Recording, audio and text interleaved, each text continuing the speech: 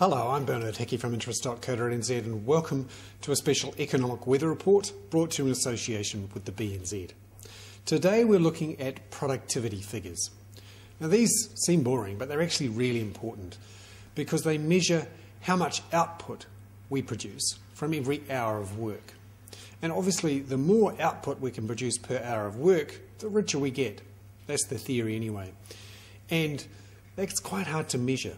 But we've got stats out today from Stats NZ for the year to March 2009, and it shows productivity, the amount of output per hour worked, fell 1.5% in the year. That's despite the recession. Now, that's a bit surprising because often during recessions, productivity rises as employers cut back, so they're much more frugal and they waste less. But in this case, employers seem to have hoarded staff, not let them go, and because there wasn't so much work to do, they've actually produced less per hour of work. Now, labour productivity fell 0.3% overall between 2006 and 2009. That's an appalling performance. And between 2000 and 2006, it actually only grew 1.3%. Just to give you an idea of how bad that was worse than during any economic cycle. In fact, worse than even the Muldoon era.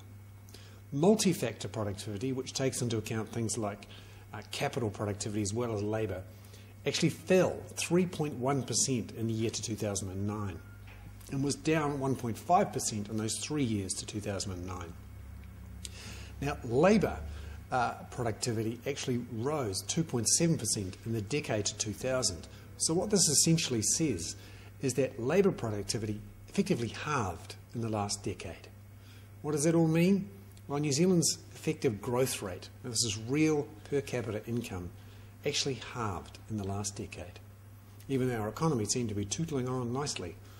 Mainly it was because we sucked in $100 billion of foreign debt to do it.